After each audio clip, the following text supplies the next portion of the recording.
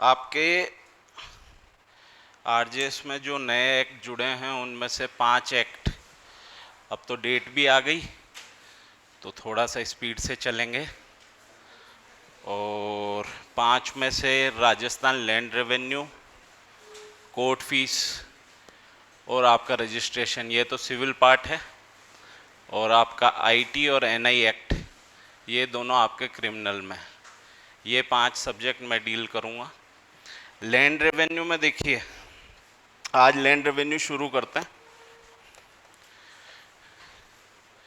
इसमें आप एक चीज कीजिएगा, जितने भी ऑब्जेक्टिव टाइप के क्वेश्चंस हैं जो आपको पहले के एग्जाम्स में जो हाई कोर्ट की वेबसाइट पे हैं, और अभी एडीजे का पेपर उन्होंने प्री का डाला नहीं होगा, वो मैं आपको अलग से प्रोवाइड करा दूंगा।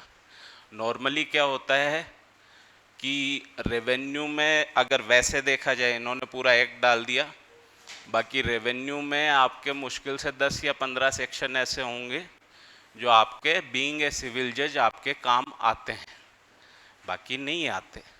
क्योंकि रेवेन्यू का पूरा एक मैकेनिज्म है जिसमें उनके खुद के कोर्ट्स बने हुए हैं, ऑफिसर बने हुए हैं, तो उसके कारण आपके मुश्किल से 10 से 15 सेक्शन ऐसे हैं जो आपके रेगुलरली काम में आते हैं, अदरवाइज नहीं आते।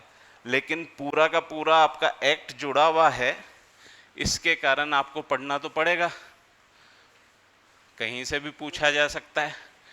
अब 3-4 चीजें मेरे से नहीं पूछनी है, बाकी आप सब कुछ पूछ सकते हैं। जो नहीं पूछनी है, कितना पूछा जा सकता है, कितने नंबर का पूछा जा सकता है, किसी को नहीं पता। पूछा जा सकता है, नहीं पूछा जा सकता वो भी नहीं पता। हो सकता है क्वेश्चन ही नहीं आए। भाई आपके सिविल में इतने सारे एक्ट्स हैं, किसी एक्ट में से वेटेज बढ़ा दिया तो हो सकता है इसका नंबर भी नहीं आए। किस तरह के क्वेश्चन आएंगे, तो वो क्वेश्चन आएंगे आपके पूरे ब्लंट सीधे जो बेयर एक्ट में से बनते हैं उस तरह के, उसके अलावा क्वेश्चन नहीं पूछे जाएंगे आपसे। इसके लिए आप जितने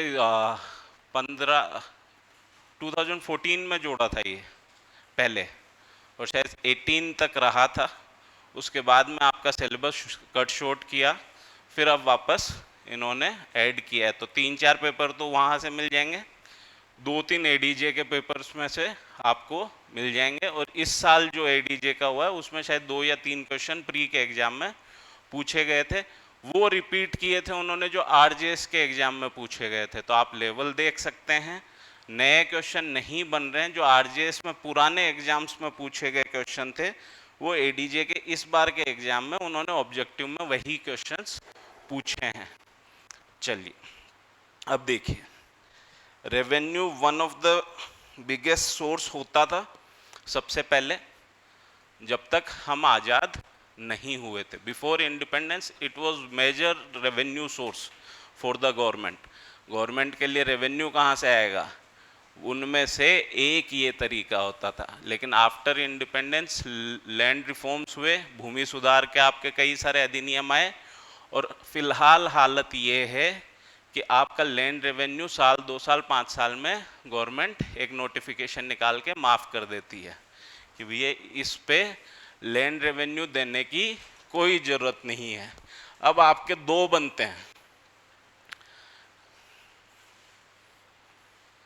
एक तो है आपका लैंड रेवेन्यू एक्ट,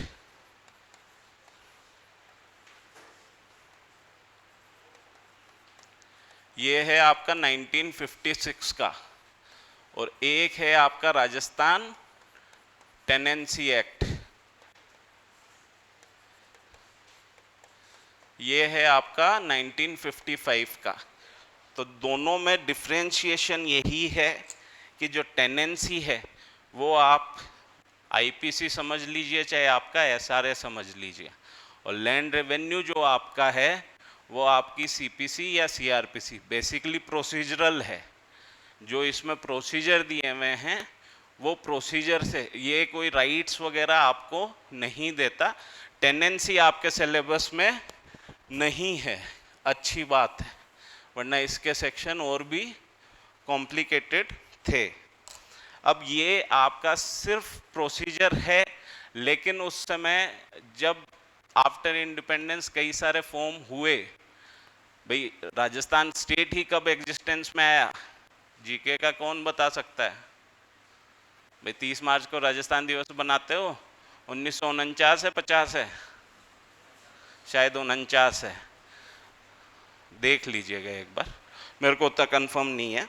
लेकिन उस समय इन लैंड रिफॉर्म साथ में चल रहे थे, आपके कॉन्स्टिट्यूशन में पढ़ाए जाते हैं लैंड रिफॉर्म वगैरह में। शुरू में जितने भी एक्ट हैं, जो आपके 9 शेड्यूल वगैरह क्यों लाया गया, क्या ऑब्जेक्टिव था उस 9 शेड्यूल को जोड़ने का, वो सारी चीज़ें हैं।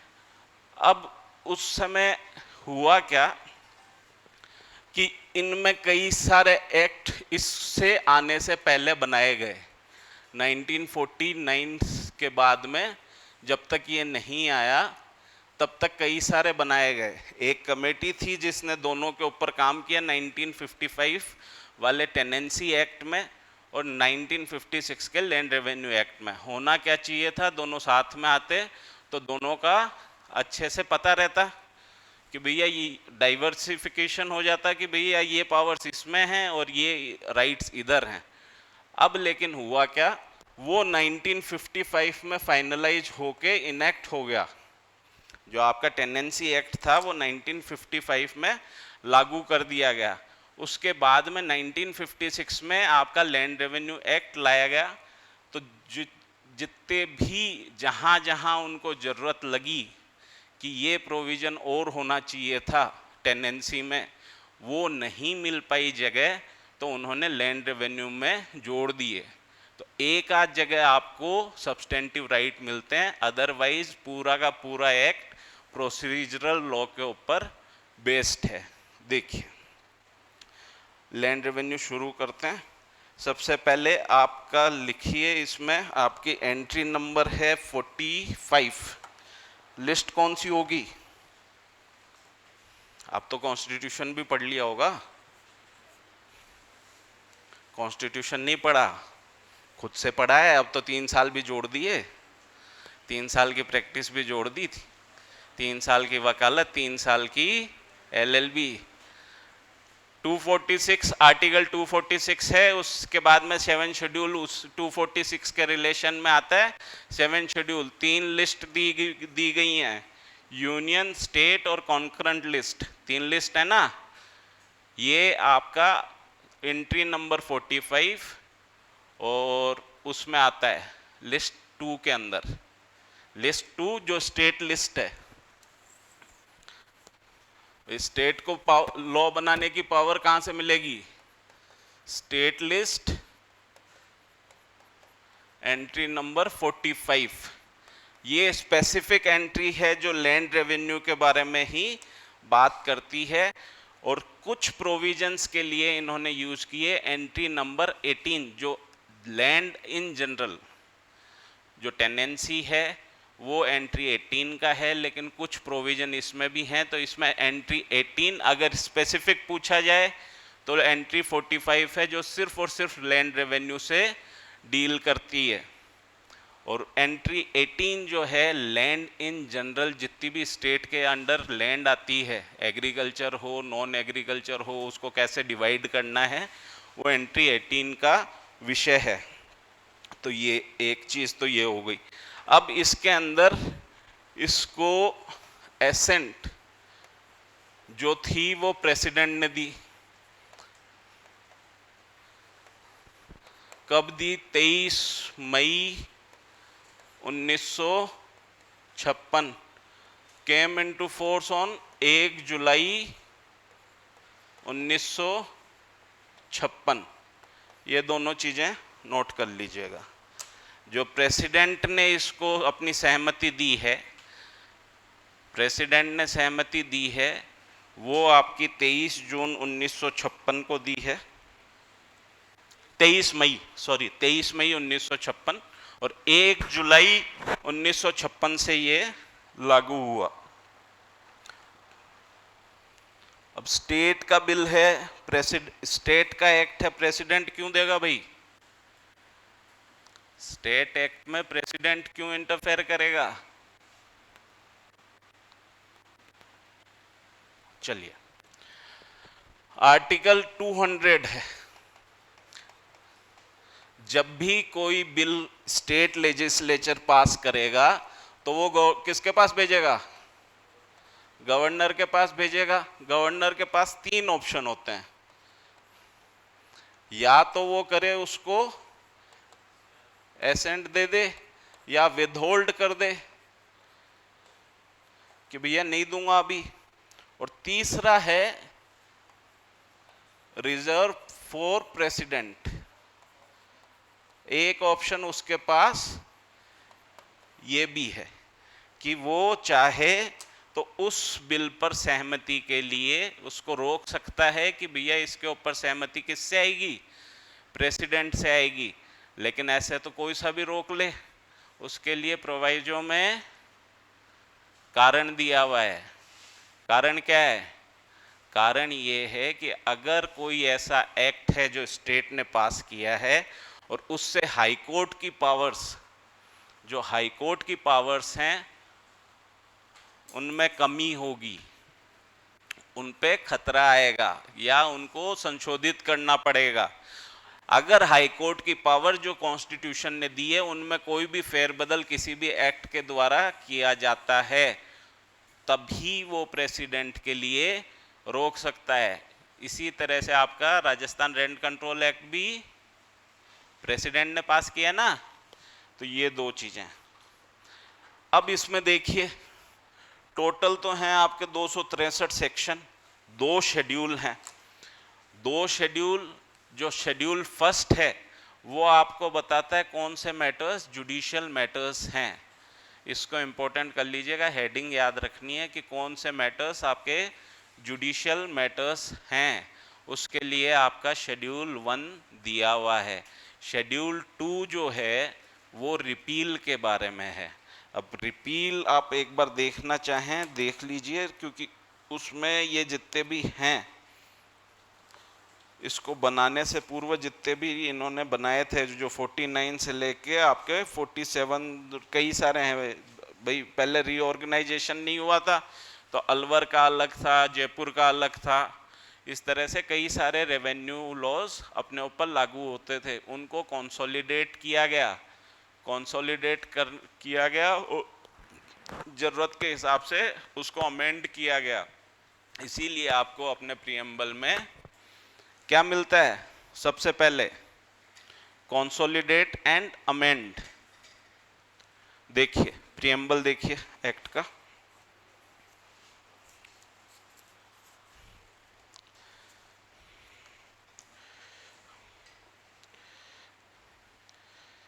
स्टार्ट होता है an act to consolidate and amend the law relating to land, the appointment powers and duties of revenue courts, revenue officers and village servants, the preparation and maintenance of maps and land records, the settlement of revenue and rent, the partition of estates and the collection of revenue and matters incidental thereto, भूमि संबंधी मामलों, कानून, राजस्व न्यायालयों, राजस्व अधिकारियों और ग्राम सेवकों की नियुक्ति, उनकी शक्तियों और कर्तव्य संबंधी अभिलेखों और नक्शों की तैयारी तथा सार संभाल, राजस्व लगान का निर्धारण, भू संपत्तियों का विभाजन, राजस्व की वसूली और उनसे प्रासंगिक मामलों से संबंधित विधि कानून को समेकित और संशोधित करने के लिए दोनों है। कंसोलिडेट इन्होंने क्या किया है? जो आपको सेकेंड शेड्यूल में दिए हुए ना जितने भी एक्ट्स, उनको इन्होंने कंसोलिडेट किया, और जो जो रिक्वायरमेंट जिस जिस हिसाब से थी उसको लागू करने के लिए उन्होंने उसको साथ में क्या किया? अमेंड किया। ये इसमें आपके पॉइंट्स लगभग 7 या 8 आएंगे, आप दोबारा देख लीजिए। एक तो लैंड है, appointment powers and duties of revenue courts, revenue officers and village servants, the preparation and maintenance of maps and land records, the settlement of revenue and rent, the partition of estate, the collection of revenue and matters incidental thereto। Pre का question पूछा जा सकता है कि निम्न में से कौन सा प्रीएम्बल में शामिल नहीं है, या है ना, या फिर शामिल है या शामिल नहीं है। तो आप उसमें नंबरिंग डाल लीजिए, रिलेटिंग टू लैंड पे 1 डाल लीजिए, अपॉइंटमेंट पावर्स और उस पे 2, इसी तरह से preparation and maintenance of maps and land records 3, settlement of revenue and rent 4, partition of state 5, collection of revenue 6 और वो 7। चलिए लैंड पे डालिए, देखिए इसमें भूमि संबंधी मामले 1, कानून, राजस्व न्यायालय, राजस्व अधिकारियों, ग्राम सेवकों की नियुक्ति, उनकी शक्तियां और कर्तव्य संबंधी अभिलेखों, नहीं कर्तव्य, यहाँ पे कोमा डालिए, कर्तव्य संबंधी यहाँ पे कोमा डालिए संबंधी के बाद में। 2, अभिलेखों और नक्शों की तैयारी तथा सार संभाल 3, राजस्व लगान का निर्धारण 4, भू संपत्तियों का विभाजन 5, राजस्व की वसूली 6 और उनसे प्रासंगिक मामलों से संबंधित विधि, ये हो गए आपके 7। चलिए अब इन्होंने चैप्टर 11 जो डिवाइड किए हैं उनमें से देखिए एडीजे में जो पूछे जाते हैं वो आपका चैप्टर 1, 5 और 6 है।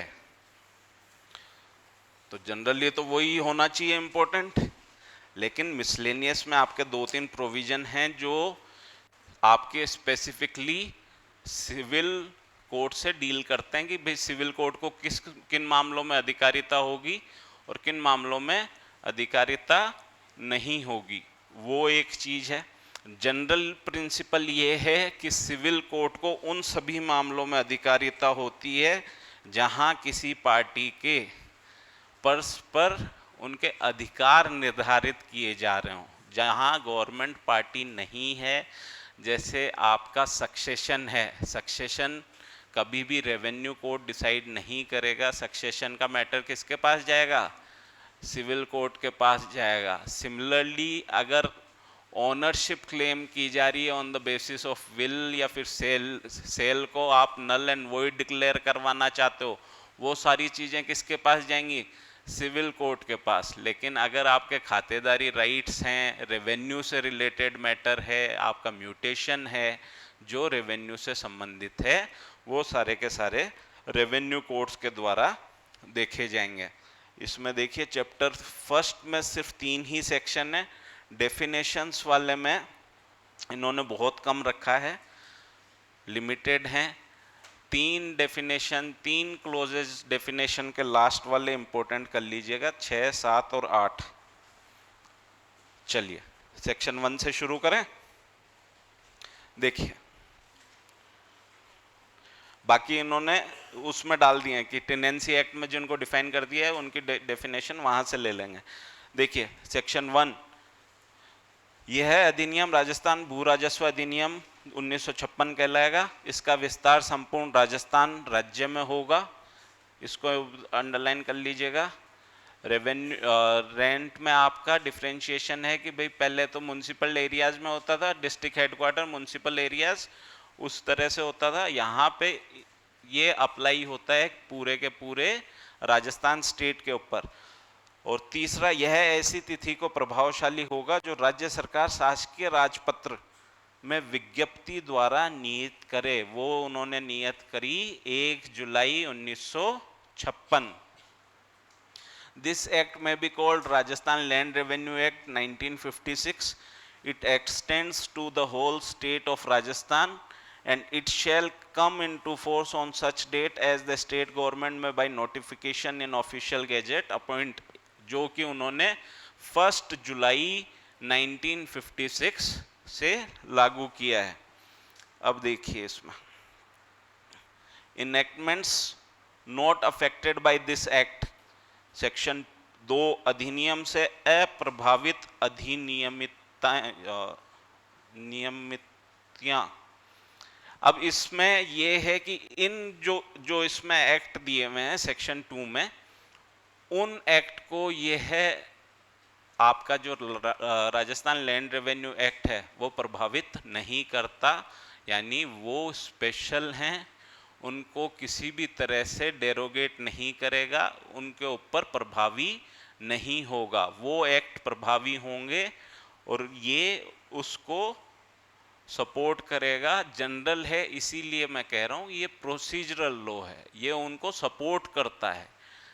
देखिए, इस अधिनियम के किसी प्रावधान का इस प्रकार अर्थ नहीं लगाया जाएगा जिससे कि राजस्थान भूमि सुधार एवं जागीर पुनर्ग्रहण अधिनियम 1952, Ajmer abolition of intermediaries and land reforms act 1955, Bombay merge territories and areas act 1953, जहां तक कि वह आबू क्षेत्र पर लागू होता है, अथवा मध्य भारत जमींदारी अबोलिशन ऑफ जागीरदारी एक्ट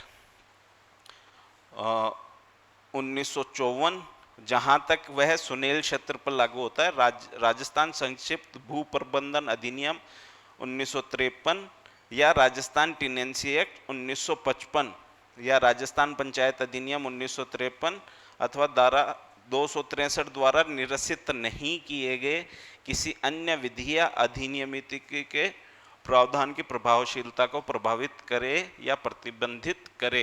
वो एक्ट अपने फुल फोर्स में लागू होंगे। देखिए, इसमें 3-4 एक्ट तो वो हैं जो रीऑर्गेनाइजेशन के लिए काम में आए। जो जागीर अबोलिशन थी, भाई बिफोर इंडिपेंडेंस किसी के पास भी, किसके पास होती थी जमीन? राजाओं के पास थी, उन्हीं से आपको उसमें मिलती थी वो अपन कि भाई आप खेती बाड़ी कर लो, जो आप कर सकते हो, उसके बदले में आपको रेवेन्यू देना होता था। वो वहाँ से जागीर अबोलिशन की गई और फिर टेनेंसी एक्ट में कहा गया जो जिस भूमि पर जमीन वो खेती कर रहा है, खुदकास्ट कर रहा है, खुदकास्ट राइट्स उसी लिए है कि जो खुदकास्ट वो है भूमि धारक, उसको उस भूमि के ऊपर संपूर्ण अधिकार प्राप्त होंगे। तो वो एक है। जो आपका ये Bombay merge territories and areas है, ये सिर्फ आबू पे लागू होता है, आबू एरिया के ऊपर। रीजन ये था कि भाई तब तो छोटी छोटी रियासतें थी राजस्थान स्टेट बनने से पहले, तो आबू को पहले जो था वो बॉम्बे में लागू होता था, गुजरात भी नहीं हुआ करता था, गुजरात भी बॉम्बे स्टेट से ही संचालित होता था। तो ये उस समय का प्रावधान है, जब तक ये हुआ नहीं था। सुनेल वाला जो एरिया है वो आपका बांसवाड़ा और वो रीजन है जो एमपी में, मध्य भारत में माना जाता था। 1955 के टेनेंसी एक्ट को ये किसी भी तरह से प्रभावित नहीं करता, ये उसके एंसिलरी है, उसको सपोर्ट करता है, उसको इफेक्ट नहीं करता। चलिए, इन एक्ट्स का नाम ध्यान रख लीजिएगा, प्री में क्वेश्चन बन सकता है। एक चीज ये कीजिएगा, देखिए एक्ट को 2 से 3 बार कोशिश कीजिएगा। अब तो डेट भी पास में, 2-3 बार कर लो बहुत अच्छा, 2 बार पढ़ लेना। दूसरी चीज, जिनको सारों के पास, सभी के पास ये तो डिगलॉट में ही होगा, जिनके पास जो इंग्लिश में पढ़ते हैं वो हिंदी वाले पे, और जो हिंदी में पढ़ते हैं वो इंग्लिश वाले पे शुरू के 3-4 पन्नों पे वाइट पेपर चिपका लीजिएगा। और वहाँ ऑफिसर्स जो हैं, क्योंकि क्वेश्चन बनता है जैसे सेटलमेंट है, सेटलमेंट कौन करेगा, लैंड रिकॉर्ड्स किसके द्वारा धारित किए जाएंगे, पार्टीशन की पावर किसके पास होगी, लैंड रेवेन्यू कौन डिसाइड करेगा। ये ऐसे क्वेश्चन हैं जो पूछे जाते हैं। गलतियां भी इन्हीं में होती हैं क्योंकि कंफ्यूजन होता है। तहसीलदार करेगा, आपका एसडीओ करेगा, या फिर कलेक्टर के पास पावर्स हैं, वो उनमें डिवीजन किया गया है। तो आप 3-4 पन्ने जैसे शुरू में यहाँ पे, मैं जैसे इंग्लिश का पढ़ता हूँ यहाँ पे मैं चिपका लूँ, और एक एक ऑफिसर्स की पावर्स, ताकि आपको एंड टाइम पे आप रिवाइज कर सकें, देख सकें कि ये पावर स्पेसिफिकली किसके पास है, कौन से सेक्शन में।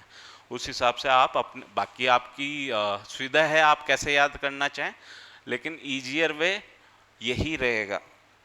एक तो वो कर लीजिएगा, 1-2 से 3 बार इसकी रीडिंग ले लेना। बहुत वैसे है, प्लेन एक्ट है, समझ लेंगे अपन पूरे को, लेकिन क्वेश्चन कहाँ से आए, कैसे आए, आपकी 2 से 3 बार रीडिंग ली हुई होगी, रिकॉल हो जाएगा। क्योंकि क्वेश्चन ब्लंट आएगा, ड्राई क्वेश्चंस जो होते हैं ना, कोई अप्लाइड क्वेश्चन कुछ भी नहीं आएगा, सीधा डायरेक्ट में से पूछा जाएगा। आप रिकॉल करने के लिए इफेक्टिवली कब तैयार होंगे?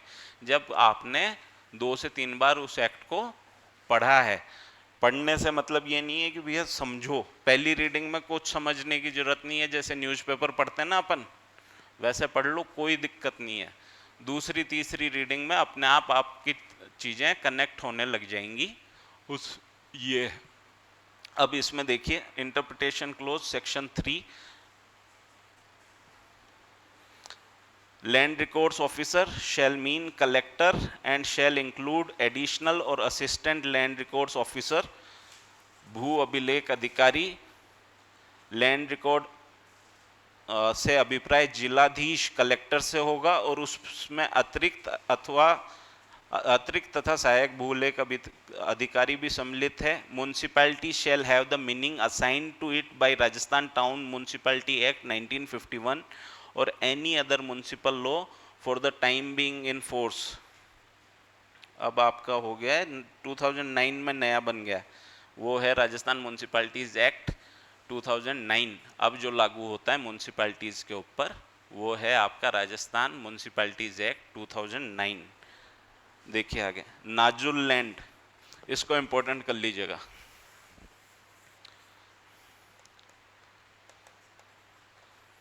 वन बी है, हाँ 1B।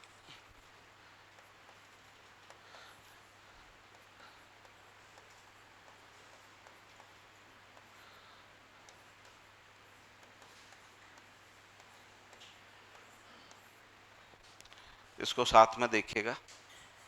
नाजुल लैंड से मतलब है इनका आबादी लैंड, आबादी होती है ना। देखिए रेवेन्यू में एक छोटा सा कंसेप्ट है कि आपकी जो एग्रीकल्चर लैंड है उसको सिर्फ एग्रीकल्चर यूज में ही काम में लिया जा सकता है। अगर उसको किसी और प्रयोजन के लिए आपको काम में लेना है तो जनरली सुना होगा जिनके पास भी है जयपुर में प्लॉट वगैरह या और कहीं कि 90B करवा ली। 90B हुई या नहीं हुई? 90B पहले हुआ करता था प्रोविजन, अब 90A में ही सम्मिलित कर दिया, उसको ऑमिट कर दिया, लेकिन वो चलन में आ गया। जैसे 420 चलन में आया ना, किसी को पता है नहीं है भाई, लॉ का स्टूडेंट नहीं है भी है तो भी बोलते हैं 420 है ये तो। अब वैसे ही 90B चलन में आ गया कि भाई जमीन का कन्वर्जन होता है, एग्रीकल्चर लैंड को और किसी पर्पज के लिए काम में लेने के लिए आपको उसको कन्वर्ट करवाना पड़ता है। वो पहले 90B में था, अब उसको इंक्लूड कर लिया 90A में ही, उस प्रोविजन को अमेंड करके। तो वो है।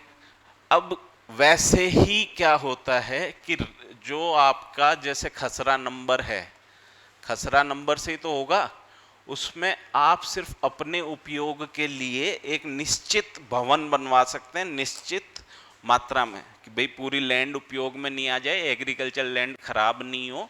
इसके लिए आपको सिर्फ उतने अधिकार हैं कि जो खातेदार है, जिसकी भूमि है, वो उसके ऊपर अपने रहन के लिए या फिर अपनी फसल वगैरह रखने के लिए उतना भवन बनवा सके। अदरवाइज गांव के अंदर आबादी लैंड नोटिफाई होती है,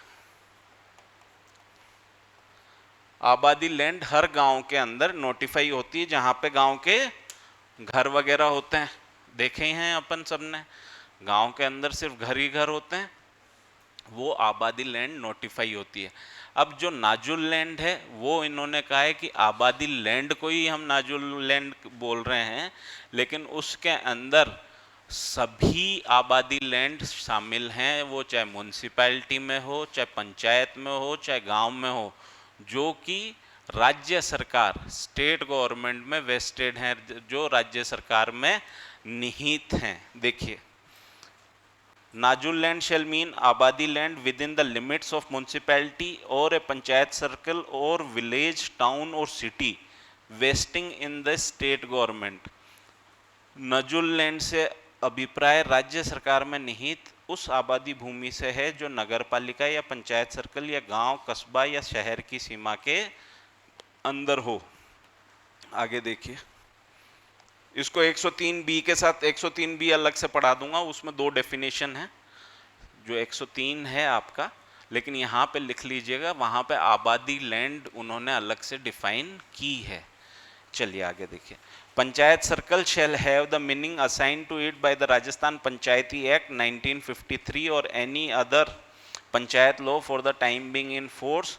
पंचायत सर्कल का वही अर्थ होगा जो राजस्थान पंचायत अधिनियम 1953 या तत्समय प्रभावशाली किसी अन्य पंचायत विधि द्वारा किया गया हो। 1994 में हमने राजस्थान में राजस्थान पंचायती राज एक्ट 1994 लागू कर दिया है, तो अब वो 1994 वाला एक्ट माना जाता है। चलिए, prescribed shall mean prescribe by this act और by rules made under this act. विहित से अभिप्राय इस अधिनियम द्वारा अथवा इस अधिनियम के अंतर्गत बनाए गए नियमों द्वारा विहित से होगा। रिकॉग्नाइज एजेंट को इंपॉर्टेंट कर लीजिएगा। देखिए, रिकॉग्नाइज एजेंट जो है उसके इन्होंने जो काम दिए हैं वो हैं to file, sign before authorities, application वगैरह को साइन करेगा, और दूसरा एनी अदर एक्ट जो इसके लिए उसको अथोराइज किया जाए। ठीक है, एक जनरल है कि भैया आप उस अपनी एप्लीकेशन वगैरह को पेश करने और उन पे साइन करने के लिए अधिकृत हैं। दूसरा अन्य कोई कार्य के लिए स्पेशल अथॉरिटी चाहिएगी, इस अथॉरिटी से नहीं होगा। उसके लिए स्पेसिफिकली आपको लिखना पड़ेगा कि ये काम करने के लिए भी अधिकृत है। देखिए, recognise agent of a party shall subject to rules made under this act mean a person authorise in writing by such party to make appearance and applications and to do other acts on his behalf। किसी पक्ष के प्रस्वीकृत अभिकर्ता से अभिप्राय इस अधिनियम के अधीन बनाए गए नियमों के अंतर्गत ऐसे व्यक्ति से होगा जो पक्षकार द्वारा उसकी ओर से उपस्थित होने, प्रार्थना पत्र देने तथा अन्य कार्य करने के लिए लिखित रूप से अधिकृत किया गया हो। Revenue appellate authority RAA section 20A में जिसको डिफाइन किया गया है, सेक्शन 20A में उसका कंपोजिशन बताया गया है, डिफाइन नहीं किया गया। सो उसका कंपोजिशन उसको इस्टेब्लिश वहाँ से किया गया है। राजस्व अपील प्राधिकारी से अभिप्राय धारा 20 के अंतर्गत इस प्रकार से नियुक्त अधिकारी से होगा। Revenue appellate authority shall mean the officer appointed as such authority under section 20A। Settlement officer shall include an assistant settlement officer. भूप्रबंधक अधिकारी में सहायक भूप्रबंधक अधिकारी भी सम्मिलित होगा। विलेज गांव से अभिप्राय उस भूमि खंड से होगा जो गांव के रूप में मान्यता प्राप्त व अभिलिखित हो चुका है तथा एतम पश्चात गांव के रूप में मान्यता प्राप्त या अभिलिखित हो। shall mean a tract of land which has been recognized and recorded or may hereinafter be recognized and recorded to be a village। अब इसमें देखिए, जो विलेज है एक पंचायत होती है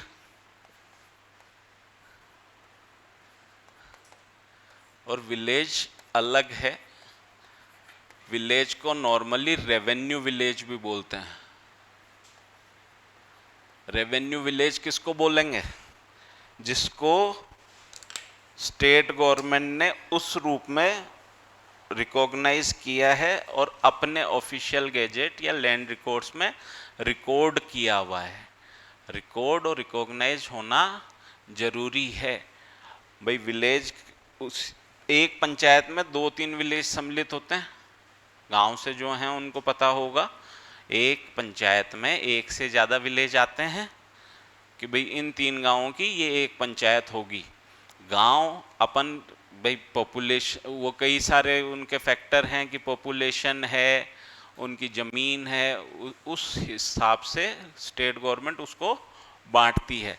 अब विलेज को रेवेन्यू विलेज बनाने के लिए ज़रूरी है कि वो स्टेट गवर्नमेंट उसको रिकॉग्नाइज करती है और उसको रिकॉर्ड किया हुआ है। देखिए दोबारा, shall mean a tract of land which have been recognized or and recorded or may hereafter be recognized and recorded to be a village। हो सकता है आप अपने गांव को किसी नाम से बुलाते हो, भैया 20-50 घर हैं, लेकिन अगर स्टेट गवर्नमेंट ने उसको विलेज का दर्जा नहीं दे रखा तो वो किसी अन्य विलेज के रेवेन्यू में ही शामिल किया जाता है। आगे देखिए, ये 3 इंपॉर्टेंट कर लीजिएगा, 6, 7 और 8। प्री के पर्पज से, मेंस के पर्पज से नहीं, प्री के पर्पज से इसको देख लीजिए। देखिए, reference to an officer appointed under this act shall be construed to include reference to an additional officer of the same grade likewise appointed। इस अधिनियम के अंतर्गत नियुक्त किसी अधिकारी के उल्लेख में उस श्रेणी ग्रेड में उसी प्रकार नियुक्त अतिरिक्त अधिकारी का उल्लेख सम्मिलित होगा। एडिशनल ध्यान रखना, एडिशनल अलग होता है, खैर आपने सीआरपीसी और उसमें पढ़ा होगा। डिस्ट्रिक्ट जज और एडीजे की पावर्स सेम है लेकिन असिस्टेंट की अलग हैं, है ना? हैं? सीआरपीसी में है ऐसा कोई डिफरेंस? भाई डिस्ट्रिक्ट जज और एडिशनल डिस्ट्रिक्ट जज, यानी सीआरपीसी में एडिशनल सेशन जज और सेशन जज की पावर्स सेम होती हैं, लेकिन असिस्टेंट सेशन जज की पावर्स डिफरेंस हैं। तो असिस्टेंट सेशन जज जो है वो उसके बराबर नहीं होता, हमेशा जो एडिशनल है, अतिरिक्त है, उसको बराबर माना जाता है। असिस्टेंट जिसके आगे उप लिख के आता है, उप जिसके आगे लिखा हुआ हो, वो उसके बराबर की पोस्ट नहीं मानी जाती। तो इसको ध्यान में रखिएगा। एडिशनल जो है, अतिरिक्त जो है, वो उसी की पावर्स रखेगा जो जिसके लिए वो रेफर हो रहा है। जो एडिशनल असिस्टेंट होता है उसके पास वो पावर्स नहीं होती। आगे देखिए, words and expression defined in Rajasthan tenancy act shall wherever used herein be construed to have the meaning assigned to them by the said act। Rajasthan काश्तकारी एक्ट 1955 में परिभाषित शब्द अभिव्यक्तियां जहां पर भी उसमें प्रयुक्त हों, उक्त अधिनियम में दिए गए अर्थ में ही समझी जाएंगी। यानी अगर यहाँ पे कोई टर्म आपकी यूज हो रही है, कोई शब्द इस्तेमाल में लिया गया है लेकिन उसको यहाँ पे डिफाइन नहीं किया गया, तो उसके लिए अपन किसको रेफर करेंगे? राजस्थान टेनेंसी एक्ट को। क्यों? वहाँ पे डेफिनेशन क्लोज लगभग 50 से ऊपर डेफिनेशन है और उसमें सारी डेफिनेशन अधिकारी वगैरह सब उनमें, जैसे तहसीलदार कौन होगा, सब डिवीजन ऑफिसर कौन होगा, कलेक्टर कौन होगा, सारी की सारी चीज़ें वहाँ पे डिफाइन की गई हैं। आगे देखिए, अब इन्होंने कहा है कि भैया किसी भी व्यक्ति का कोई अधिकार है, उससे संबंधित अगर प्रश्न है तो उस व्यक्ति के साथ साथ उनको भी सम्मिलित माना जाएगा जो उससे पूर्व जिनसे उसको अधिकार मिला, या उसके बाद में, जिस व्यक्ति की बात हो रही है उसके बाद में जिनको मिलेगा, यानी उसके सक्सेसर और प्रीडिसेसर्स। जिनसे उसको मिला वो प्रीडिसेसर्स हो गए, और जिनको उसके बाद में मिलेगा वो उसके सक्सेसर्स होंगे। देखिए, words and expression used to denote the possessor of any right, title or interest shall be deemed to include the predecessors and successors in right, title और interest of such person। किसी अधिकार, हक या हित के धारक को व्यक्त करने के लिए प्रयुक्त शब्दों और अभिव्यक्तियों में ऐसे अधिकार, हक या हित को धारक व्यक्ति के पूर्वाधिकारियों और उत्तराधिकारियों को सम्मिलित समझा जाएगा। इन तीनों को ध्यान में रखिएगा, प्री के में आपके काम में आ सकते हैं। अब देखिए कॉम्पोजिशन कैसे होता है। पहले सबसे ऊपर होता है बोर्ड ऑफ रेवेन्यू, उसके नीचे होता है आपका डिविजनल कमिश्नर, उसके नीचे आपका कलेक्टर, इसके नीचे आपका एसडीओ, फिर तहसीलदार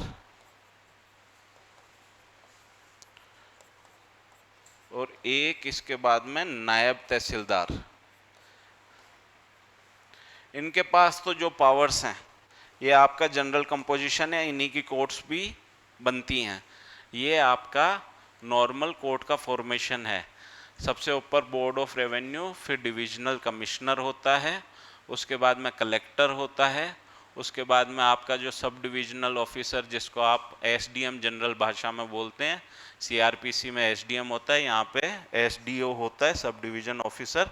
उसके बाद में तहसीलदार आता है और उससे नीचे नायब तहसीलदार आता है। इनके नीचे जो हैं जैसे पटवारी है, कानूनगो है, इंस्पेक्टर्स लगे हुए हैं, उनके पास निर्णय की अधिकारिता नहीं होती, रेवेन्यू मैटर्स डिसाइड करने की अधिकारिता नहीं होती है। इन लोगों के पास में किसी भी रेवेन्यू मैटर जो उनकी अधिकारिता के हिसाब से हो उसको डिसाइड करने की अधिकारिता होती है। अब इसी में साथ में देखिए एक होता है लैंड रिकॉर्ड कमिश्नर। इसमें भी फिर कलेक्टर आएगा जिसको एलआरओ भी, क्योंकि एलआरओ भी बोलते हैं, उसके नीचे तहसीलदार और नायब तहसीलदार। और ऐसे ही एक सेटलमेंट कमिश्नर होता है,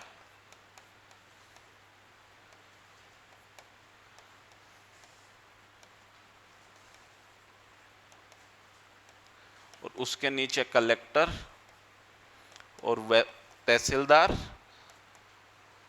और नायब तहसीलदार, जो इसमें बताया गया एक्ट में। एसडीओ भी इन्हीं में आता है, लेकिन एसडीओ को स्पेसिफिकली इन दोनों जगह पे उन्होंने मेंशन नहीं किया गया है। चलिए, अब अपना बोर्ड ऑफ रेवेन्यू के लिए इन्होंने अलग से पूरा एक चैप्टर रखा है। बाकी उन्होंने चैप्टर 3 में बाकी सबको डील किया है। मिटा दूं इसको, लिख रहे हैं चैप्टर 3 में दोबारा बनाऊंगा। देखिए,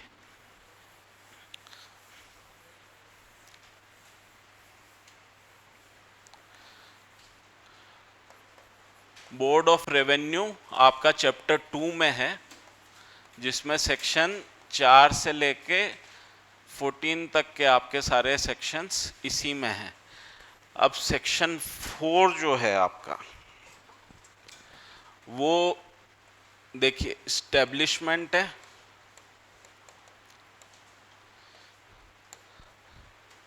फाइव में आपका आता है टेन्योर, 6 में प्लेस ऑफ सिटिंग,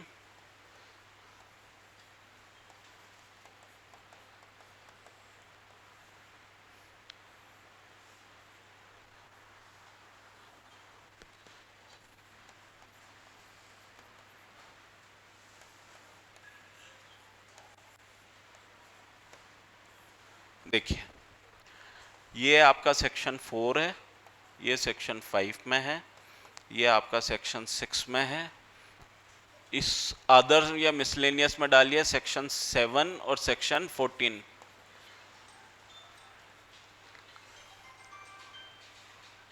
साइलेंट कर दो, साइलेंट कर दो, कोई भी कर दो ना उसको। Section 8, section 9, section 10, section 11, section 12 नहीं और 13। देखिए, स्टैब्लिशमेंट जिसमें सिर्फ और सिर्फ ये कहा गया है, 2-3 चीजें हैं जिनको आप नोट कर लीजिए। अगर वैसे करना चाहें वैसे है कि स्टेट गवर्नमेंट बनाएगी, स्टेट गवर्नमेंट स्टैब्लिश करेगी। दूसरा, एक चेयरमैन होगा, चेयरमैन प्लस मिनिमम 3 मेंबर होंगे और मैक्सिमम 20 मेंबर्स होंगे।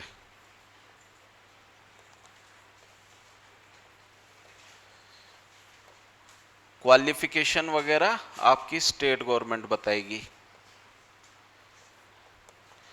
जो इन मेंबर्स और इनकी क्वालिफिकेशन जो होनी चाहिए वो आपकी स्टेट गवर्नमेंट बताएगी। और दूसरा इसी में आप टेन्योर वाले में इसके ऊपर लिख लीजिएगा pleasure of government, governor.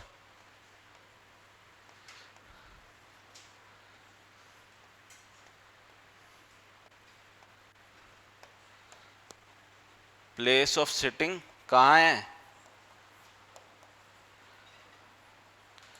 Ajmer, लेकिन पावर साथ में दी हुई है कि राज्य में कहीं पे भी जहाँ पे भी ये बैठना चाहें वहाँ पे बैठ सकते हैं, ठीक है। और आपका जो ये सेक्शन 7 है इसमें एक रजिस्ट्रार अपॉइंट होगा और अदर मिनिस्ट्रियल एम्प्लॉइज होंगे जो किसके अधीन काम करेंगे? बोर्ड ऑफ रेवेन्यू के अधीन काम करेंगे। और सेक्शन 14 आपको कहता है कि कुछ रजिस्टर्स हैं जिनको मेंटेन करना होता है, वो मेंटेन किए जाएंगे। चलिए,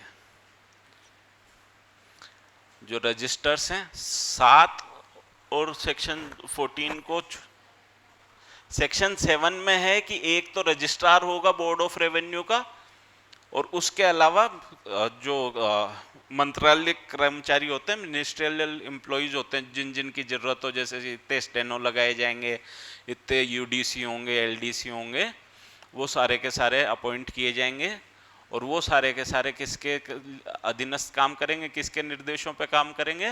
बोर्ड ऑफ रेवेन्यू के निर्देशों पे काम करेंगे। और सेक्शन 14 जो है वो कहता है कि कुछ रजिस्टर हैं जो मेंटेन करने हैं अपने, बस उन्होंने भी यही कहा है कि रजिस्टर मेंटेन होंगे जहां जहां जिस जिस एक्ट में जो रजिस्टर बताए गए हैं। ना उन्होंने रजिस्टर बताए, वो टेनेंसी एक्ट में है, लगभग 30-40 रजिस्टर है, अपने को ध्यान में नहीं रखना है। सेक्शन 7 और सेक्शन 14 सिर्फ इतना ध्यान रख लीजिए। सेक्शन 7 में आपको रजिस्ट्रार अपॉइंट होगा एक, और उसके अलावा अन्य कर्मचारी नियुक्त किए जाएंगे जो बोर्ड ऑफ रेवेन्यू के लिए आवश्यक हैं, और जो किसके अधीनस्थ काम करेंगे, किसकी डायरेक्शन पे काम करेंगे? बोर्ड ऑफ रेवेन्यू की डायरेक्शन पे काम करेंगे। और सिमिलरली सेक्शन 14 बोलता है कि भैया कुछ रजिस्टर हैं जो टेनेंसी एक्ट में बताए गए होंगे या और कोई एक्ट बता रहा है, वो रजिस्टर बोर्ड ऑफ रेवेन्यू को मेंटेन करने होंगे, और अगर किसी से करवाने अपने ऑफिसर से, सबऑर्डिनेट ऑफिसर से, तो उससे करवाए जाएंगे। अब देखिए जी, सेक्शन 4 में स्टैब्लिशमेंट में स्टेट गवर्नमेंट बनाती है, ध्यान में रखिएगा, यहाँ पे जितना भी स्टैब्लिशमेंट है सब स्टेट गवर्नमेंट करेगी, जितने भी अपॉइंटमेंट है वो स्टेट गवर्नमेंट करेगी। जैसे अपने वो वाला डिफ्रेंशिएशन नहीं है जो अपने सीआरपीसी में होता है कि भैया कोर्ट तो बनाएगा स्टेट गवर्नमेंट, कोर्ट कौन बनाती है? स्टेट गवर्नमेंट बनाती है, अपॉइंटमेंट हाई कोर्ट करता है। यहाँ पे दोनों काम ही स्टेट गवर्नमेंट के पास हैं, किसी अन्य के पास नहीं है। जो बोर्ड के मेंबर होंगे वो एक चेयरमैन होगा, चेयरमैन के अलावा 3 अन्य मेंबर कम से कम होने चाहिए, और 20 अधिकतम मेंबर हो सकते हैं। और वो बाकी तो वो प्रोसीजर है ही कि ऑफिशियल गैजेट में नोटिफिकेशन वगैरह निकालेंगे और सारे काम करेंगे। क्वालिफिकेशन वगैरह क्या है, एलिजिबिलिटी क्या होगी, सर्विस कंडीशंस क्या होंगी, वो सारी की सारी डिसीजन कौन करेगा? स्टेट गवर्नमेंट करेगी।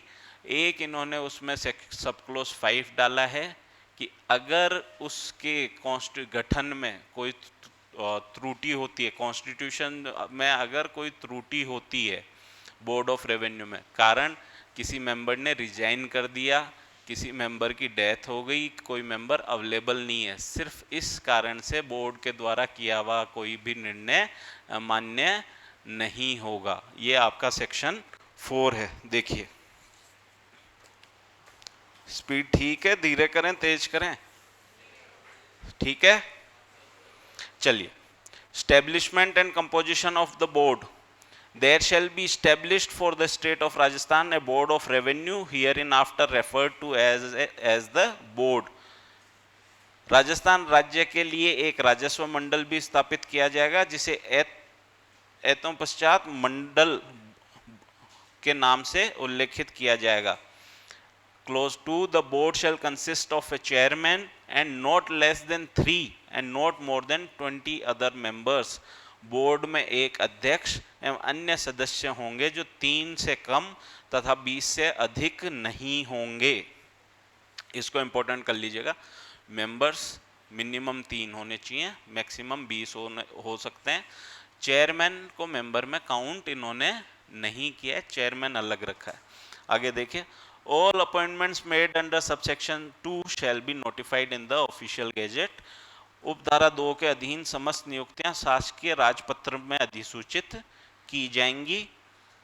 4, the state government shall prescribe the qualification of persons who shall be eligible for appointment as chairman and member of the board, the method of their selection for appointment and the conditions of their service.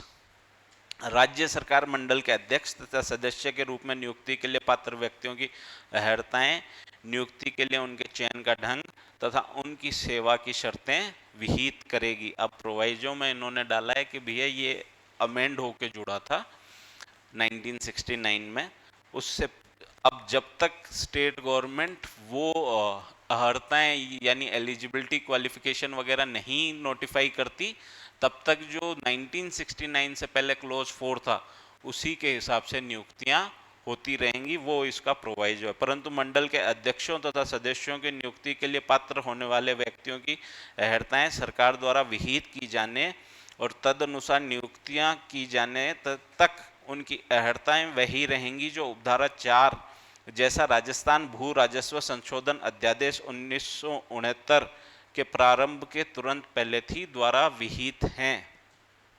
Provided till the qualifications of persons to be eligible for appointment as chairman and members of the board are prescribed by the government and appointments are made in accordance therewith, their qualifications shall continue to be the same as prescribed by subsection 4 as it stood immediately before the commencement of Rajasthan Land Revenue Amendment Ordinance 1969.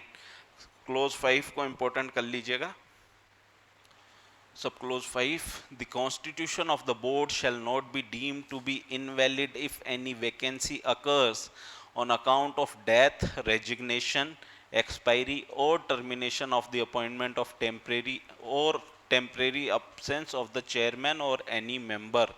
अध्यक्ष या किसी सदस्य की मृत्यु, पद त्याग, नियुक्ति के अवसान या पर्यवसान या अस्थायी अनुपस्थिति के कारण यदि पद रिक्त होता है तो मंडल का गठन अविधि मान्य नहीं माना जाएगा। अगर कोई वैकेंसी क्रिएट हो जाती है इन कारणों से कि उसने रिजाइन कर दिया, उसकी डेथ हो गई या फिर और कोई रीजन रहा, तो उसका गठन अविधि मान्य नहीं माना जाएगा। यानी जो बोर्ड का जिस तरह से काम कर रहा है वैकेंसी से पहले वैसे ही काम करता रहेगा।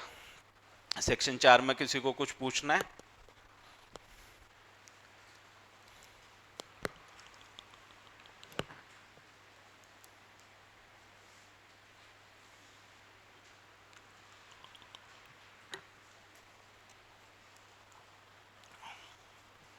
चलिए आगे देखिए। Tenure of members, all members of the board shall hold office during the pleasure of the governor. मंडल के सभी सदस्य राज्यपाल की प्रसन्नता पर्यंत पद धारण करेंगे। अब प्लेजर ऑफ द गवर्नर क्या होता है? प्लेजर ऑफ द प्रेसिडेंट है, प्लेजर ऑफ द गवर्नर है। वो कॉन्स्टिट्यूशन में आप देखिएगा, वो कैबिनेट वगैरह है, कैबिनेट के मेंबर्स जो हैं उनका डिसीजन है, उनकी अनुमति है, कई सारी चीज़ें हैं, वो वाली चीज़ें वहाँ देख लीजिएगा। बाकी कोई भी समय इन्होंने नहीं बताया है। प्लेजर ऑफ द गवर्नर का मतलब है कि जब तक गवर्नर चाहेगा तब तक वो उसमें बने रहेंगे, और गवर्नर कब तक चाहेगा? जब तक राज्य सरकार का जो कैबिनेट है वो जब तक चाहता है। गवर्नर को तो उसी का डिसीजन तो मानना पड़ता है, तो जब तक राज्य सरकार का कैबिनेट मानता है, तो अपने तो ये ध्यान रखो कि जब तक गवर्नर चाहता है तब तक बना रहेगा। कोई भी टाइम पीरियड कि 2 साल होगा, 5 साल होगा, 10 साल होगा, कोई भी टाइम पीरियड नहीं बताया गया है। गवर्नर जब तक चाहे किसी को मेंबर या चेयरमैन बना के रख सकता है। आगे देखिए, प्लेस ऑफ सिटिंग, बैठक का स्थान राजस्व मंडल का मुख्यालय अजमेर में होगा, परंतु राज्य सरकार के सामान्य अथवा विशेष आदेशों के अधीन मंडल के लिए अपने अधिकार क्षेत्र में किसी स्थान पर बैठक करना विधि संगत होगा। The headquarters of the Board of Revenue shall be at Ajmer, but subject to the general or special orders of the state government, it shall be lawful for the board to sit at any place within its jurisdiction. यानी अजमेर जो है headquarter तो अजमेर में है, लेकिन जहाँ पे भी बोर्ड को लगता है कि बैठक होनी चाहिए, सिटिंग होनी चाहिए, वहाँ पे क्या करते हैं, सर्किट बेंच बनाई जाती है। जैसे जयपुर में भी सर्किट बेंच है, उस तरह से सर्किट बेंच बनाई जाती हैं, और वहाँ पे भी बोर्ड ऑफ रेवेन्यू राज्य में कहीं पे भी अपनी कार्रवाई का संचालन कर सकता है। देखिए सेक्शन 7, मिनिस्ट्रियल ऑफिसर्स, प्रशासकीय अधिकारीगण, there may be appointed for the board a registrar and such other ministerial officers as may be necessary for the exercise and performance of the powers conferred and duties imposed on it by this act or by or under any other enactment, rule or order for the time being in force। मंडल के लिए एक निबंधक और ऐसे अन्य अनुसचिवीय अधिकारीगण नियुक्त किए जा सकेंगे जो इस अधिनियम अथवा तत्समय प्रभावशाली अन्य किसी अधिनियमित नियम या आदेश के द्वारा अथवा उसके अधीन प्रदत्त शक्तियों का प्रयोग और अनुपालन तथा आरोपित कर्तव्यों की पालना करने के लिए आवश्यक समझे जाएं। एक रजिस्ट्रार होगा और बाकी सारे जितने भी ऑफिसर्स जरूरत पड़े इस एक्ट के हिसाब से या अन्य किसी एक्ट के हिसाब से जो भी फंक्शंस दिए हुए उनको करने के लिए जिनकी आवश्यकता है उनको अपॉइंट किया जा सकता है। Close 2, the registrar and other officers appointed under subsection 1 shall subject to the general or special orders of the state government exercise such powers and discharge such functions as the board may direct। उपधारा 1 के अधीन नियुक्त registrar तथा अन्य अधिकारी राज्य सरकार की सामान्य अथवा तथा विशेष आज्ञाओं के अधीन ऐसे शक्तियों का प्रयोग करेंगे तथा ऐसे कार्य करेंगे जैसे मंडल निर्देश दे। अब देखिए पावर्स, आप इसमें सेक्शन 8 से 13 तक पावर्स हैं।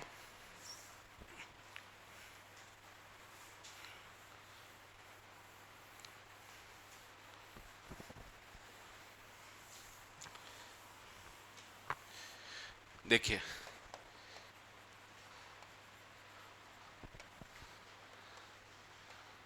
सेक्शन 8 जनरल है जिसमें ये कहा गया है कि भैया ये हाईएस्ट रेवेन्यू अथॉरिटी है, हाईएस्ट रेवेन्यू कोर्ट है for the state of Rajasthan. किस लिए? अपील रेफरेंस और रिवीजन सुनने के लिए highest revenue authority, highest revenue court Rajasthan का ये है। दूसरी चीज इसमें ध्यान रखना, अगर ये डाउट है कि सिविल है या रेवेन्यू कोर्ट को जुरिडिक्शन है, कौन से कोर्ट को जुरिडिक्शन है, उस मामले में हाई कोर्ट का जो निर्णय होगा, हाई कोर्ट जो निर्णय करेगी वो फाइनल होगा। अगर डिस्प्यूट ये है कि इस मामले में किसकी अधिकारिता है, सिविल कोर्ट की अधिकारिता है या रेवेन्यू कोर्ट की अधिकारिता है, उसका जो हाई कोर्ट का निर्णय होगा वो फाइनल माना जाएगा। आगे देखिए सेक्शन 9 जो है वो आपका general superintendence and control plus subordination.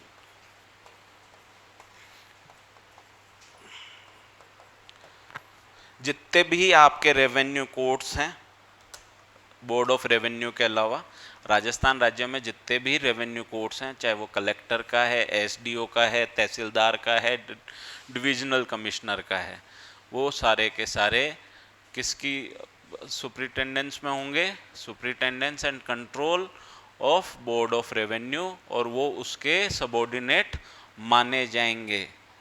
Section 10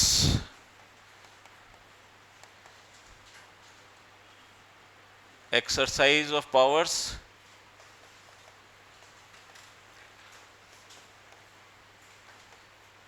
अब इसमें इन्होंने सिर्फ इतना डिफाइन किया है कि भैया या तो वो सिंगल बेंच में बैठ जाएं या फिर दो या दो से अधिक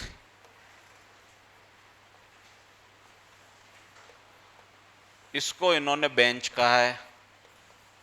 या तो वो अकेले बैठ जाएं या एक बेंच फॉर्म करें जिसमें दो या दो से अधिक मेंबर्स होंगे, वो बैठ के उसको चलाएंगे। अब इसमें एक यहाँ पे प्रोवाइजो में आप एक चीज, इसी का जो सेक्शन 10 का प्रोवाइजो है उसमें इन्होंने कहा है कि अगर कोई सिंगल बेंच में डिसीजन हुआ है, सिंगल बेंच में अगर कोई निर्णय हुआ है, आप उसकी अपील करना चाहते हैं तो आप 30 दिन के अंदर, निर्णय की दिनांक से 30 दिन के अंदर दो या दो से अधिक मेंबर की बेंच के पास स्पेशल अपील फाइल कर सकते हैं। लेकिन उसके लिए ज़रूरी क्या होगा कि जिसने निर्णय दिया है वो उस निर्णय के ऊपर लिख के दे कि this is a fit case for appeal, कि यह अपील सुनने लायक है, ये केस से अपील होनी चाहिए। या तो वो मेंबर जिसने निर्णय दिया है, अगर वो मेंबर वहाँ नहीं रहता है, अगर बोर्ड ऑफ रेवेन्यू से हट गया, तब कोई अन्य मेंबर जिसने निर्णय दिया है, अगर सिंगल बेंच का अगर अकेला व्यक्ति कोई निर्णय दे रहा है, डबल बेंच में नहीं होगा, दो या दो से अधिक बैठे हैं वहां पे ये अप्लीकेबल नहीं है। अगर कोई मैटर जो सिंगल बेंच ने सुना और पक्षकार उसकी अपील करना चाहता है तो वो 30 दिन के अंदर, निर्णय की दिनांक से 30 दिन के अंदर उसकी अपील कर सकता है, बशर्ते कि वो जो मेंबर जिसने वो निर्णय पास किया वो उसको सर्टिफाई करे कि ये फिट केस है अपील सुनने के लिए, या फिर अगर वो मेंबर नहीं है तो कोई अन्य मेंबर सर्टिफाई करके दे। आगे देखिए, अब देखिए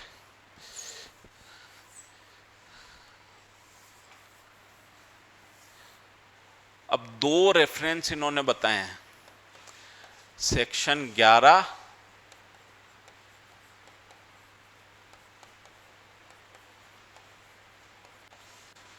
और सेक्शन 12।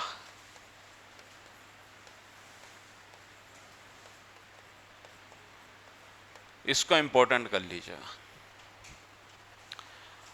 देखिए सेक्शन 11 में ये कहते हैं कि अगर कोई सिंगल बेंच फॉर्म हुई हुई है, यानी अकेला मेंबर बैठ के, अकेला मेंबर या चेयरमैन बैठ के कोई मामला सुन रहा है और उस बेंच को ये लगता है, सिंगल जज को ये लगता है कि इसमें कोई ऐसा क्वेश्चन है जो क्वेश्चन ऑफ लॉ है या क्वेश्चन ऑफ कस्टम है या किसी डॉक्यूमेंट का इंटरप्रिटेशन है, वो करना जरूरी है। उसके लिए वो उसको दो या दो से अधिक मेंबर की बेंच को रेफर कर सकता है।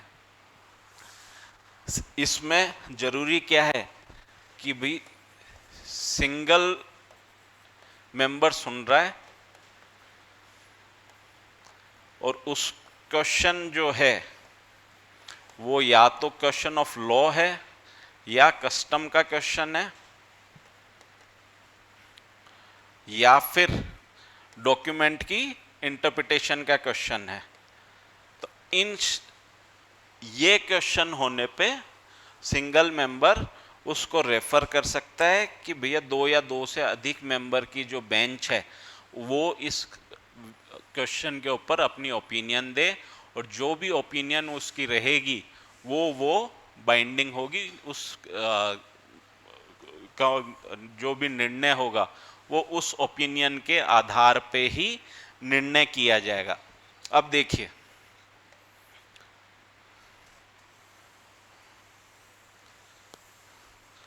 यहां पे बेंच की बात है,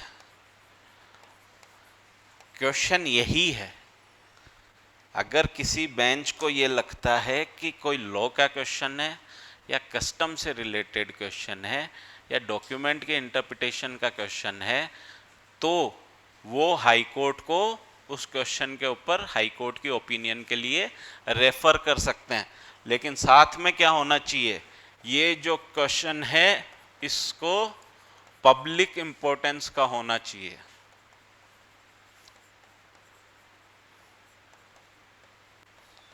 इस क्वेश्चन का पब्लिक इंपॉर्टेंस का होना आवश्यक है, तभी हाई कोर्ट को रेफर किया जा सकता है। क्वेश्चन का नेचर जो है वो सेक्शन 11 जैसा ही है, यानी क्वेश्चन जो है वो क्वेश्चन ऑफ लॉ या क्वेश्चन ऑफ कस्टम या फिर इंटरप्रिटेशन ऑफ ए डॉक्यूमेंट होना चाहिए, लेकिन साथ में होना चाहिए कि भैया वो पब्लिक इंपॉर्टेंस से रिलेटेड हो, लोक हित के लिए हो, तब बेंच उसको हाई कोर्ट की ओपिनियन के लिए रेफर कर सकता है। ठीक है। सेक्शन 13 जो है इसका वो बहुत सिंपल है, अपन सब लोग जानते हैं, शुरू से पढ़ते आए हैं कि जब भी 2 या 2 से अधिक लोग बैठेंगे तो निर्णय कैसे होगा, मेजॉरिटी से। और अगर दोनों इक्वली डिवाइड हो गए तो क्या करोगे, किसी एक या एक से ज़्यादा लोगों को हम उस चीज़ को रेफर कर देंगे, उसके बाद में जो मेजॉरिटी बनती है उसके हिसाब से डिसीजन हो जाएगा। ये आपका सेक्शन 13 है। अब देख लीजिए section 8, subject to the other provisions of this act or to the provisions of Rajasthan Tenancy Act 1955 or any other law in force, the board shall be the highest revenue court of appeal, revision and reference in Rajasthan। इस अधिनियम के अन्य प्रावधानों अथवा Rajasthan tenancy act अथवा किसी अन्य प्रभावशील विधि के प्रावधानों के अधीन मंडल राजस्थान में अपील, पुनरीक्षण, निगरानी तथा निर्देश का उच्चतम राजस्व न्यायालय होगा। प्रोवाइजो को इंपॉर्टेंट कर लीजिएगा। Provided that in all matters where there is a doubt और dispute involving the determination of jurisdiction of civil court or a revenue court in respect thereof, the decision of the high court shall be final and binding on all civil and revenue courts in the state including the board। परंतु उन सब मामलों में जिनमें civil या राजस्व न्यायालय में क्षेत्राधिकार निर्धारित करने के लिए कोई संदेश या विवाद हो तो उस संबंध में उच्च न्यायालय का निर्णय अंतिम होगा और मंडल सहित राज्य के समस्त सिविल तथा राजस्व न्यायालयों के लिए बाध्यकारी होगा। यानी अगर डिस्प्यूट ये है कि इस मामले में अधिकारिता किसके पास है, सिविल कोर्ट के पास है या रेवेन्यू कोर्ट के पास है, उसका निर्णय हाई कोर्ट का जो होगा वो फाइनल होगा और वो सभी रेवेन्यू कोर्ट, सभी सिविल कोर्ट और बोर्ड ऑफ रेवेन्यू पर लागू होगा। आगे देखिए, in addition to the powers mentioned in subsection 1, the board shall exercise such other powers and perform such other duties as may from time to time be entrusted to it by the state government or as are conferred or imposed on the board by or under this act or any other law for the time being in force। उपधारा 1 में उल्लेखित शक्तियों की के अतिरिक्त मंडल अन्य ऐसी शक्तियों का प्रयोग करेगा और ऐसे अन्य कर्तव्यों का पालन करेगा जो राज्य सरकार द्वारा उसे समय समय पर सौंपे जाएं अथवा जो मंडल पर इस अधिनियम अथवा तत्समय प्रभावशाली किसी अन्य विधि के द्वारा अथवा अंतर्गत प्रदान किए जावें अथवा आरोपित किए जावें। यानी ये है कि भाई इसमें जो पावर्स हैं वो हैं, अगर कोई और एक्ट जैसे राजस्थान टेनेंसी एक्ट है या और कोई लैंड रिफॉर्म एक्ट अगर आपको पावर्स देता है वो सारी पावर्स आप एक्सरसाइज करेंगे। सेक्शन 9 को वैसे तो 8, 9, 10, 11, 12 और 13 सारे इंपॉर्टेंट हैं, 9 को इंपॉर्टेंट कर लीजिएगा। General superintendence of subordinate revenue courts, subject to the other provisions of this act, the general superintendence and control over all revenue courts and over all revenue officers shall be vested in, and all such courts and officers shall be subordinate to the board. इस अधिनियम के अन्य प्रावधानों के अधीन समस्त राजस्व न्यायालय तथा समस्त राजस्व अधिकारियों पर पूर्ण अधीक्षण तथा नियंत्रण मंडल में निहित होगा और ऐसे समस्त न्यायालय तथा अधिकारी मंडल के अधीनस्थ होंगे।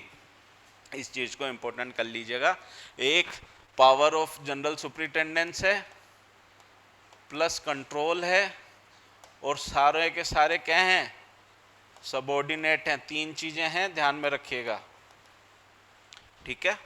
आगे देखिए, jurisdiction of board how exercise except as otherwise provided by or under this act or by any other law or enactment for the time being in force in the whole or any part of the state and subject to any rules made in that behalf, the jurisdiction of the board may be exercised by the chairman or any other member of the board sitting singly or by a bench of board consisting two or more other members।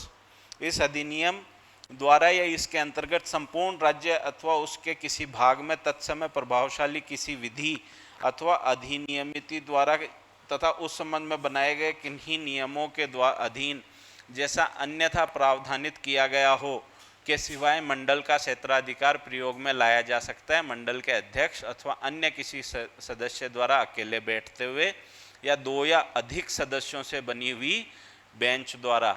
Law में अगर किसी में specific requirement है कि इस तरह का मुकदमा दो या अधिक मेंबर द्वारा सुना जाएगा तो वो तो मानना पड़ेगा, तो वो बात इन्होंने पहले कही है। बाकी जो नॉर्मल केसेस आएंगे वो बोर्ड चाहे तो अकेले सिंगल मेंबर सुन सकता है, चेयरमैन भी सुन सकता है सिंगली, और अन्य कोई मेंबर भी सुन सकता है, या फिर बेंच फॉर्म की जाएगी जिसमें दो या दो से अधिक मेंबर हों, वो उसको सुन सकता है।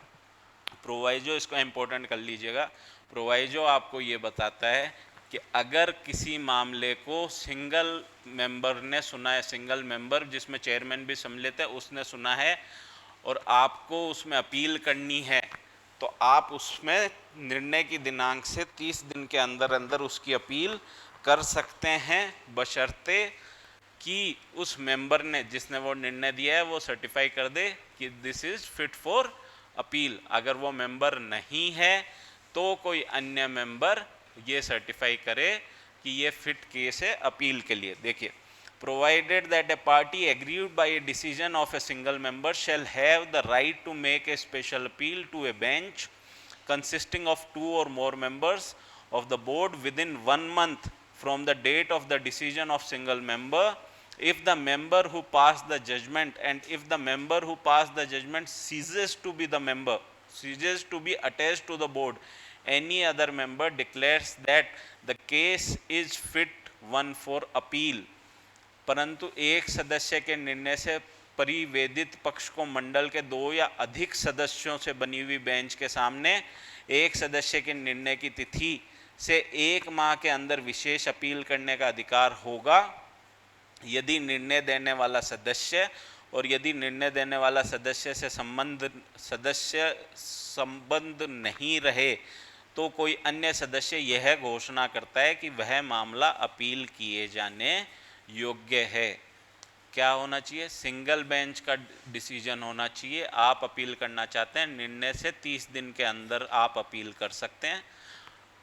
साथ में आपको एक घोषणा लगानी पड़ेगी जो उस मेंबर की हो, अगर वो मेंबर नहीं है तो किसी अन्य मेंबर की हो कि ये अपील सुनी जानी चाहिए। आगे देखिए, subject to any rules made in that behalf the chairman may distribute the business of the board or make such territorial or other divisions of its jurisdiction as he may deem fit।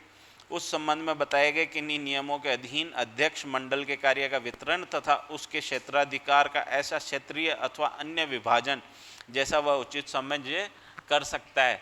जो भाई जैसे chief justice होता है high court में, first among the all the जजेस, उसकी position यही होती है, वो उनसे हायर नहीं होता। डिसीजन की वैल्यू सबकी बराबर है, लेकिन वो डिस्ट्रीब्यूशन कौन सा जज कौन से मैटर्स सुनेगा वो डिसीजन जैसे चीफ जस्टिस के पास होता है, वैसे ही उससे संबंधित बोर्ड ऑफ रेवेन्यू से संबंधित वो सारे अधिकार चेयरमैन के पास होंगे। वो निर्णय कर सकता है कि कौन से को कहाँ बिठाया जाए, वो सिंगल बैठेगा या बेंच में बैठेगा, उसको कैसे मामले कौन से मामले सुनाएगा, वो सारे निर्णय चेयरमैन करता है। आगे देखिए, एवरी ऑर्डर मेड और एक्ट डन अंडर सबसेक्शन 1 और in accordance with the distribution और division made under subsection 2 shall be deemed to be the order or act as the case may be of the board। उपधारा 1 के अंतर्गत अथवा उपधारा 2 के अंतर्गत किए गए वितरण अथवा विभाजन के अनुसार दिया गया प्रत्येक आदेश अथवा किया गया कार्य जैसी भी स्थिति हो मंडल का आदेश अथवा कार्य समझा जाएगा। बाकी अपन कल देखेंगे। देखिए इसमें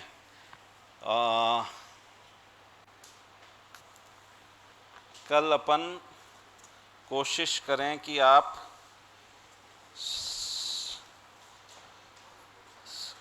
सेक्शन 87 तक पढ़ के आए। कारण मैं बता देता हूँ, बीच के काफ़ी सेक्शन, ऐसे घबराएं नहीं, काफ़ी सेक्शन इसमें से डिलीट हो चुके हैं, अमेंडमेंट के द्वारा उनको हटाया जा चुका है। जो आपका चैप्टर 5 है उसका मेरे पास एक चार्ट पड़ा हुआ है, क्योंकि उसमें रिवीजन, रेफरेंस और उन सब की पावर्स दी हुई हैं, लिमिटेशन वगैरह दी हुई हैं। वो चार्ट अपन एक बार देख लेंगे। अब कारण ये है कि या तो अपन आज जैसे पढ़ रहे हैं उसी हिसाब से पढ़ते रहे हैं, तो 263 जो सेक्शन हैं उनको एक एक सेक्शन, एक एक सब क्लोज पढ़ के टाइम लगेगा। या फिर मैं ये करूं कि भाई मोटा मोटा आपको समझाया, जो मेरे को ज़रूरी लग रहा है वो मैंने आपको बताया। आप पढ़ के आएंगे तो आपको जो नहीं समझ में आ रहा वो आप मेरे से पूछ सकते हैं। इसलिए मैं कह रहा हूँ कि आप भी पढ़ के आएँ तो क्वेश्चंस अराइज होंगे, वरना तो मैं सिंगल हैंडेडली बता जाऊँगा, तो आपके वो फ़ायदा कम करेगा। और 87 तक मैं ये नहीं कह रहा कि आपको रट के आना है या उसको समझ के आना है। सिंपल एक रीडिंग लेके आएँ ताकि अपन दोबारा जब उसको देखें, ताकि थोड़ा सा स्पीड में हो जाएगा, वरना ये बाकी 4 और बचेंगे ना आपके, वो नहीं हो पाएंगे। समय भी तो देखना पड़ेगा अपने को, तो वो कारण है। 87 तक कल एक बार देख के आए। हाँ हाँ,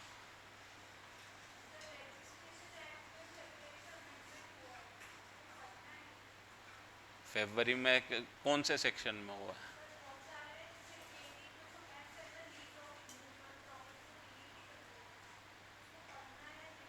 चलिए देखते हैं, पढ़ना तो पड़ेगा ही।